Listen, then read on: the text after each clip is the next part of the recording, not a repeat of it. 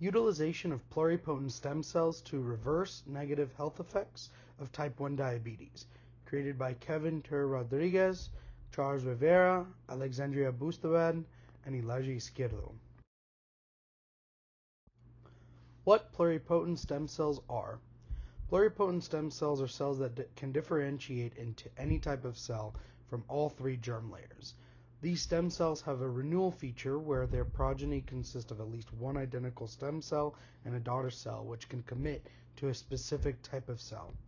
The pluripotent stem cells arise from the mammalian embryo blastocyst and assist in the entire development of the embryo. Stem cells do not grow continuously. There are multiple factors that regulate stem cell reproduction, which are determined from the intracellular environment, transcriptional regulation, and epigenetic regulation, and the extracellular environment, cell-to-cell adhesion factors, and chemical regulations via proteins. History of the induction of pluripotent stem cells. Induction of pluripotent stem cells was first accomplished by Kazutoshi Takahashi and Shinya Yamanaka in 2006. They had induced differentiated cells from mice within multiple factors and sustained an embryonic cell-like environment. The differentiated cells became similar to the embryonic cells they were spawned from. Through testing, the induced cells were injected into mice and grew tissues from all three germ layers, heavily supporting the pluripotency of induced cells. Induced pluripotent stem cells, iPSC for short, have the possibility to be applied to many medical aspects since they are essentially blank slates that can be used for scaffolding to repair various sections of the body or fight off various diseases. For example, to combat diabetes, iPSCs can possibly be treated to become beta isolate cells which produce insulin. An overview of type 1 diabetes. Type 1 diabetes, like many other autoimmune diseases, is a medical condition that has long-term chronic effects and ultimately hinders the functionality of beta cells found in a person's pancreas. A key aspect of this disease is the fact that the immune system will try to attack healthy beta cells and to deplete their ability to secrete insulin, as mentioned by the CDC. The destruction of beta cells leads to insufficient insulin production, which also means an inability to regulate blood sugar levels. Although it's true that diabetics can try to manage blood glucose levels by injecting themselves with synthetic forms of insulin, there are a few negative health effects that are still important to mention. Manzer and others in a 2017 paper mention the fact that a diabetic can have the risk of undergoing, quote, heart and cardiovascular disease, nephropathy, and diabetic neuropathy. The CDC also mentioned, quote, hypoglycemia and diabetic ketoacidosis. For this reason, current research projects are focused on devising a way for other cells in the pancreas to secrete insulin, which is what the following slides will go into more detail about.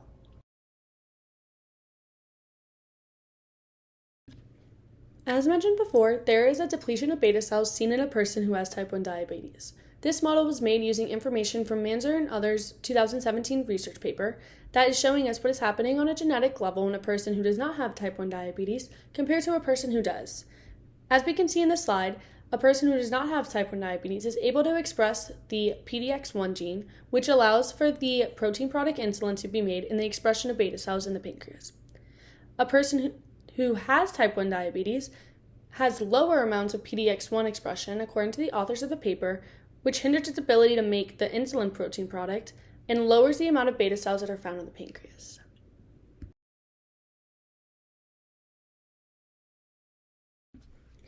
As a class, we have seen the role of epigenetic markings on gene expression. However, the Manzer and other 2017 research paper that was used to create this model also went into a little bit of detail on the mechanism the researchers used to prevent this. Epigenetic markings have been associated with a variety of medical conditions, especially because of the fact that the level of expression in a gene could vary depending on what type of epigenetic markings are present. The epigenetic marking that gravitated the attention of many researchers in this paper were the effects of methylation on the PDX1 gene. As discussed in our lecture, we saw that methylation ultimately decreases gene expression. However, researchers in the Manzer study tried to prevent the mechanism of methylation by adding in the compound 5-aza-2'-deoxycytidine, and in doing so, we're able to reverse some of the negative effects seen with type 1 diabetes, and actually we're able to allow for their stem cells the ability to express PDX1.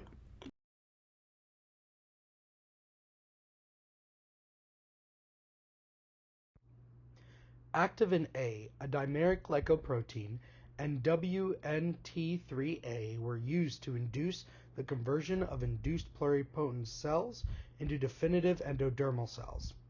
DE cells are characterized by the expression of CXCR4 and the simultaneous expression of the transcription factor SOX17.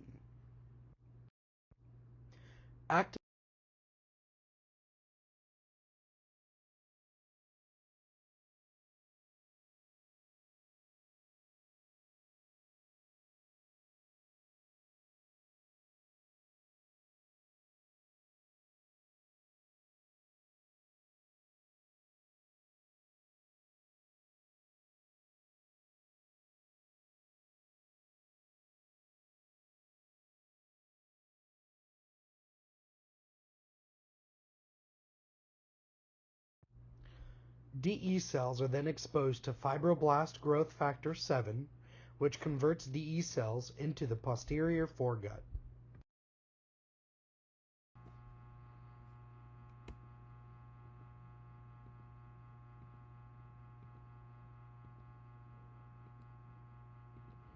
Once the posterior foregut progenitor cells have been formed, the pathway has the potential to undergo hepatic specification or pancreatic differentiation. In this stage, time is of the essence.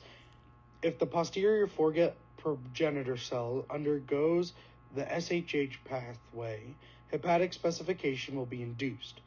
BMP signaling molecules will also induce the foregut progenitor cell to undergo hepatic specification.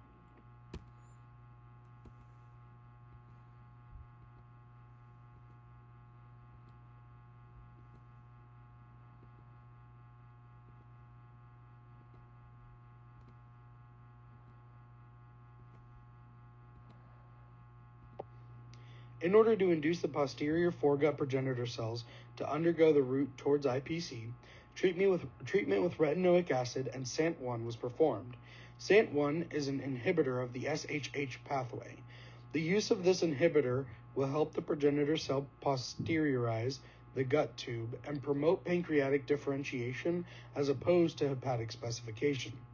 In order to further ensure the hepatic specification was suppressed, protein noggin was introduced into the media mixture in order to inhibit the signaling molecule BMP.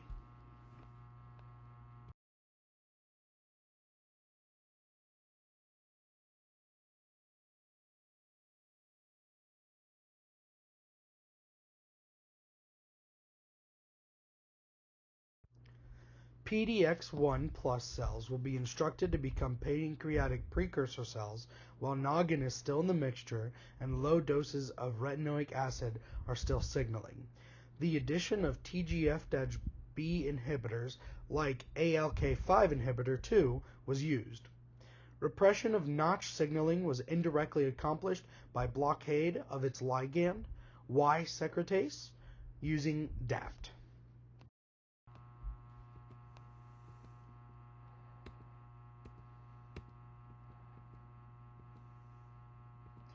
In this final step of differentiation, specific inducers of insulin are added into the media culture, as well as agents that promote maturation and development of beta cells. These additional agents are nicotinamide, IGF-1, GLP-1, and T3.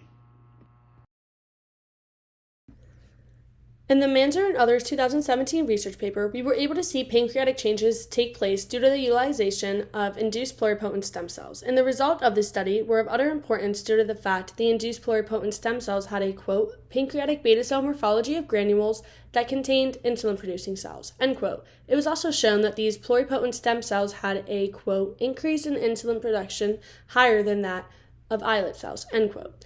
As mentioned before, a key issue with type 1 diabetes is the fact that the depletion of beta cells hinders their ability to secrete insulin and regulate blood glucose levels. This has dire consequences that affect not only other physiological processes, but also the state of health of a person with type 1 diabetes. Therefore, any ability to regain insulin production is extremely beneficial and shows us why stem cells are being encouraged to be used for the novel therapeutics trying to be produced for type 1 diabetes.